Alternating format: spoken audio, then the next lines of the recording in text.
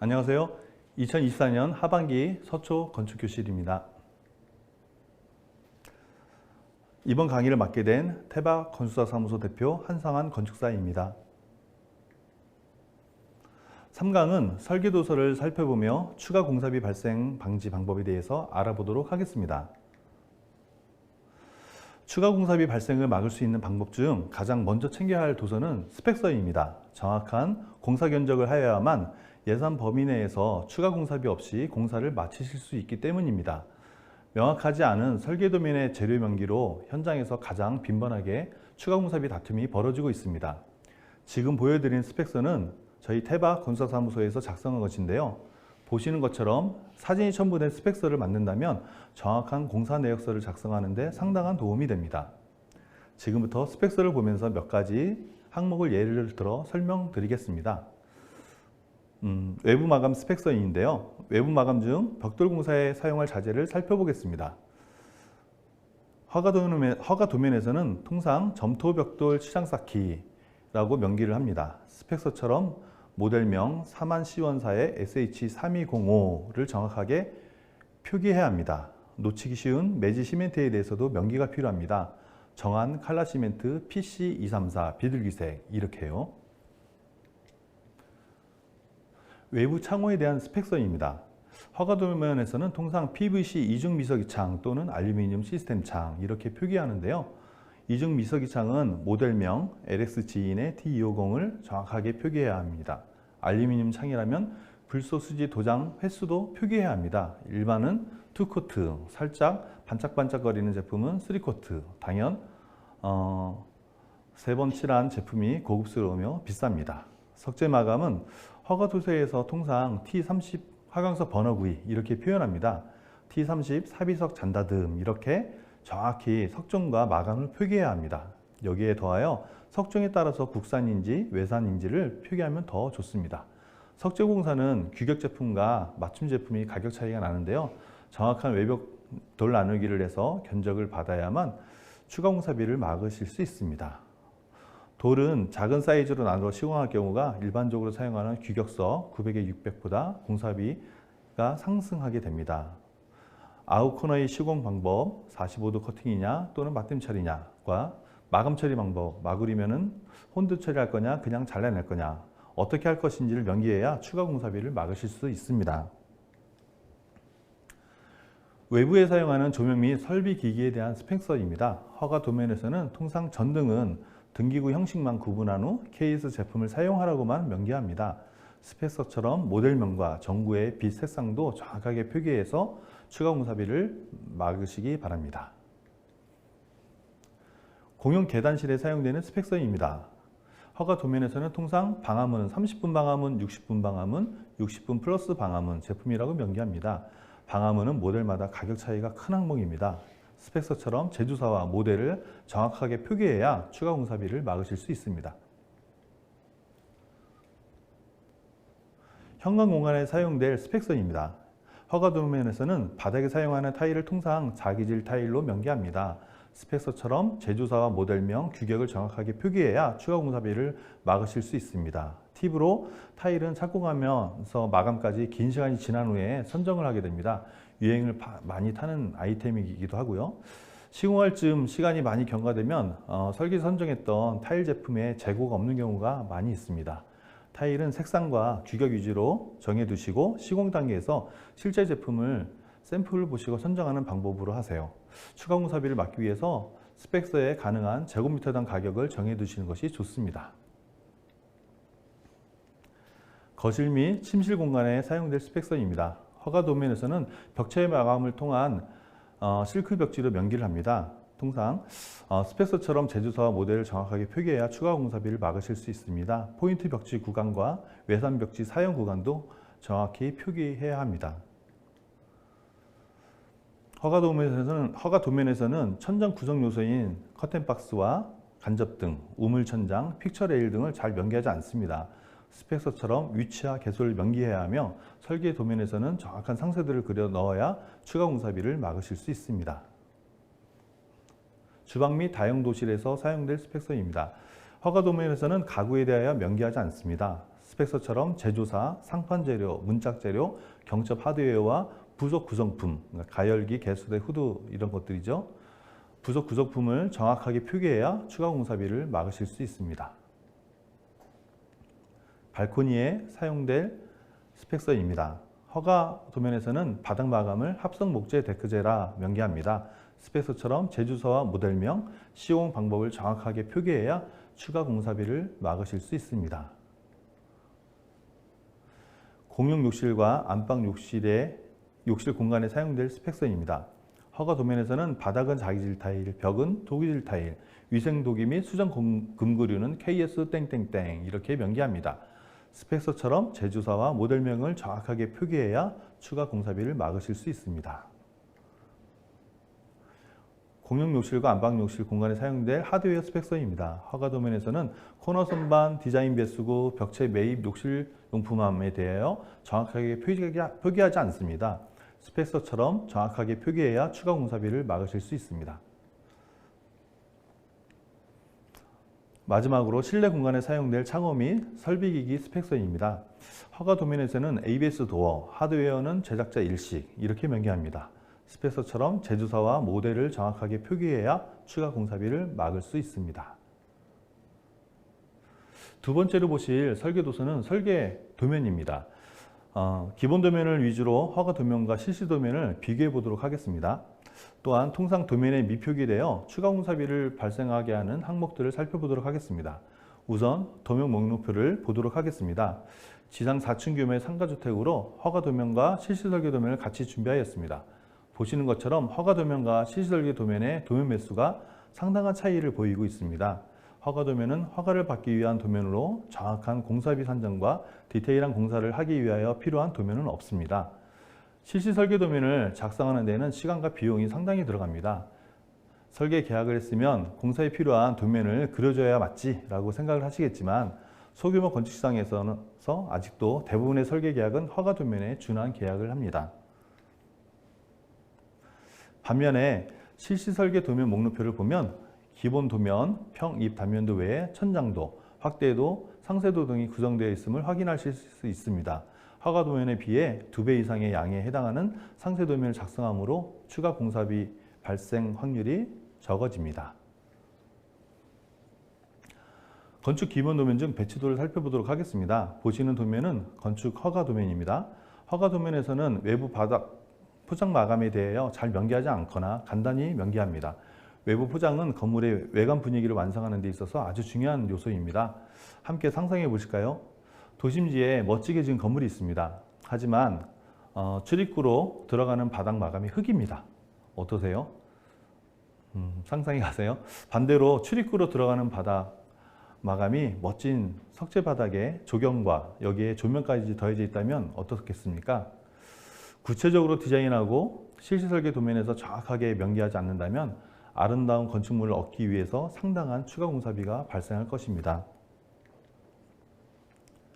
실시 설계 도면의 배치도입니다. 이 설계 도면에서도 앞서 말씀드린 것처럼 외부 포장 마감에 대해서 명기되어 있지 않은데요. 이유는 1층보다 지상층이 더 넓어 1층 외부 공간이 다 표현되지 않기에 외부 포장 계획도를 별도의 도면으로 명기하였습니다. 이렇게 조경 및 외부 포장 계획도가 별도로 그려져 있습니다. 앞서 말씀드린 대로 각 구역마다 건물과 어울리며 기능에 부합하도록 포장 계획을 달리하고 있습니다. 상세한 제품명은 스펙서에 표기되어 있습니다. 우수 처리 계획입니다. 요즘 건축물은 지붕에서 내려오는 빗물을 받아서 지면이나 우수관으로 연결하는 선홈통을 벽체 매입으로 많이 하시는 추세인데요. 따라서 시공에 좀 더 신경을 많이 써야 합니다. 선홈통이 노출인지 비노출인지 명기해야 하며 각 경우에 따라 재료명과 구격도 정확하게 명기해야 합니다. 우수 경로는 입체적으로 검토하여 누락되거나 잘못 계획하는 일이 없도록 하여 추가 공사비 발생을 막으실 수 있습니다. 보시는 도면은 허가용 평면도입니다. 허가를 받기 위하여 간단하게 작도되었습니다. 실 구성과 크기, 창문 위치 등을 확인하실 수 있습니다. 실시 설계 평면도입니다. 허가 도면과 비교해 보면 뭔가 더 복잡한 느낌이 드시죠? 공사에 필요한 시술과 내용들, 가구들을 더 상세하게 명기하기 때문입니다. 우측의 노트처럼 주요 누락 표기사항을 체크하여 명기한다면 추가 공사비 발생을 막으실 수 있습니다. 보시는 도면은 허가용 인면도입니다. 허가를 받기 위하여 간단하게 작도되었습니다. 주요 외벽 자재가 통칭으로 명기된 것을 확인하실 수 있습니다. 실설계 인면도입니다. 석재 나누기에 치수가 표기되어 있으며 외벽 마감재를 기호로 구분하며 상세하게 표기되어 있습니다. 우측의 노트처럼 주요 누락 표기사항을 체크하여 명기한다면 추가 공사비 발생을 막으실 수 있습니다. 보시는 도면은 허가용 주단변도입니다. 허가를 받기 위하여 간단하게 작도되었습니다. 외벽 자재가 통칭으로 명기된 것을 확인하실 수 있습니다. 실설계 주단면도입니다. 공사에 필요한 상세한 치수가 명기되어 있으며 하부층보다 상부층이 튀어나온 건물이며 다르게 중정은 인면도에서 확인하기 어려운 부분입니다. 이에 대하여 자세히 표기되어 있음을 확인하실 수 있습니다. 계단실 최상부의 안전난간 설치 위치와 높이도 확인이 가능합니다. 기타 등등 이처럼 실설계 도면은 시간과 정성이 많이 들어갑니다. 하지만 정확한 공사 견적과 시공을 위해서는 반드시 필요한 설계 도서임을 확인하실 수 있습니다. 우측의 노트처럼 주요 누락 표기사항을 체크하여 명기한다면 추가 공사비 발생을 막으실 수 있습니다. 보시는 도면은 허가용 실내재로 마감표입니다. 허가를 받기 위하여 간단하게 작도되었습니다. 주요 자재는 통칭으로 명기되어 있으며 스펙서도 없으니 정확한 견적과 시공을 하기에는 무리가 있습니다. 실설계 실내재로 마감표입니다. 각 실마다 바닥, 벽, 걸레바지, 천정 몰딩 자세하게 명기되어 있습니다. 마감 계획은 공사에 사용할 수 있도록 상세 도면으로 다시 표기되어 있으며 스펙서와 함께 볼 수 있도록 하여 정확한 공사비 산출을 할 수 있도록 하였습니다. 우측의 노트처럼 주요 누락 표기사항을 체크하여 명기한다면 추가 공사비 발생을 막으실 수 있습니다. 실설계 실내 재료 마감 상세도입니다. 각 실의 바닥, 걸레바지, 벽 마감을 어떻게 시공해야 하는지 자세하게 명기되어 있습니다. 우측의 노트처럼 주요 누락 표기사항을 체크하여 명기한다면 추가 공사비 발생을 막으실 수 있습니다. 실설계 실내 재료 마감 상세도 두 번째입니다. 각 실의 벽, 천정 몰딩이 어떻게 시공되어야 하는지 자세히 명기되어 있습니다. 우측의 노트처럼 주요 누락 표기사항을 체크하여 명기한다면 추가 공사비 발생을 막으실 수 있습니다. 허가도면 창호도입니다. 통상 프레임의 구경 및 부분적으로 사용하는 유리의 표기를 누락합니다. 하드웨어는 중량을 산출하여 적합한 제품으로 명기해야 추가 공사비를 발생을 막으실 수 있습니다. 실설계 창호도입니다. 우측의 노트처럼 주요 누락 표기사항을 체크하여 명기한다면 추가 공사비 발생을 막으실 수 있습니다. 이제부터는 시방서에 대하여 살펴보도록 하겠습니다. 설계 도면에 표기하기 어려운 사항에 대해서는 이렇게 시방으로 표기하여야 내역서에 누락되지 않습니다. 허가 도면에는 통상 시방서를 첨부하지 않습니다. 자세한 도면이 없으니 표준 시방서로 대체할 수 있기 때문입니다. 예를 들면 골조공사 공종에서 방수공사를 위하여 골조공사 시 지붕에 물이 고이지 않도록 할 것이란 시방으로 향후 방수공사의 품질 확보와 추가 공사의 발생을 예방할 수 있습니다. 하나 더 예를 들어 보겠습니다. 골조공사 공종에서 단열공사를 위하여 플랫타일은 거푸집 해체 시 완전히 철거한다. 구부림 등을 하고 후공정 진행하지 않는다. 라는 시방으로 향후 외벽체의 철물로 인한 결로의 현상 방지와 추가 공사비 발생을 예방할 수 있습니다. 이러한 시방을 명기하지 않는다면 인건비를 추가 투입하게 되며 추가 공사비가 발생하게 됩니다. 저희 사무실은 공사 시방서를 설계도면 제일 앞장에 구성을 하여 표기합니다. 공사 견적 시 반드시 정독하도록 하며 비용 발생 항목은 반드시 포함시켜 견적서를 제출할 수 있도록 안내합니다. 보시는 시방서는 골조공사, 방수공사, 단열공사에 대한 공사 시방서 내용입니다. 다음으로 보시는 시방서는 외장공사, 외부 포장 마감공사, 창호 및 유리공사 시방 내용입니다. 보시는 시방서는 판넬 히팅공사, 수장공사, 위생기구 및 설비공사, 전기기구 설치공사, 조명기구 설치공사 시방 내용입니다. 보시는 시방서는 가구 설치공사, 골조공사, 유리난강공사, 기타 공사 시방서 내용입니다. 시공사에서 받는 대부분의 공사 견적서에는 붉은색 박스 문구가 표기가 되어 있습니다. 무슨 의미일까요? 건축주의 요구사항으로 공사비가 추가되는 경우에 현장에서 추가 공사비를 발생시키며 가장 먼저 하는 말입니다. 계약한 내역서에 해당 공사 한다는 내용이 없으니 추가 공사비 달라 하는 얘기인데요. 맞는 말 같지만 설계도서가 불분명하기 때문에 벌어지는 현상이고 꼼꼼히 검토하지 않고 내역서를 작성한 이유입니다. 또한 상대 건설사보다 조금이라도 싸게 보여 시공을 따기 위한 수주 전략이고요. 만일 감당할 수 없는 추가 공사비가 발생한다면 건축주는 예산 범위보다 늘어난 공사비로 인생에서 가장 혹독한 시간을 보내게 됩니다. 리마인드 하겠습니다. 다 함께 읽어보도록 하겠습니다.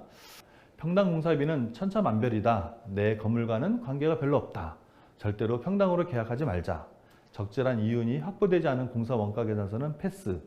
가능한 비용을 투자하여 수량 산출서와 공내역서를 만든다. 시공사에 제공하여 공사 내역서를 받아야 정확한 비교가 가능하다. 제대로 된 설계도서 작성은 즐겁게 건물 짓기에 있어서 가장 중요하다. 꼼꼼한 설계도서를 작성하려면 국가공인 건축가인 건축사에게 설계도서 작성에 필요한 적정 비용을 지불해야 가능하다. 본 강의는 추가 공사비 발생을 야기시키지 않도록 하는 것에 목표를 두고 강의하였지만 건축이라는 특성상 작은 부분이라도 추가 및 변경 항목이 발생할 수 있습니다. 하지만 꼼꼼한 설계도서를 준비하여 공사비를 산출하고 시공사를 선정한다면 소소한 변경은 큰 부담 없이 마무리하는 경우를 많이 봅니다. 그럼 이 강의를 들은 여러분의 즐거운 건물 짓기를 응원하며 마치도록 하겠습니다. 지금까지 경청해 주셔서 감사합니다.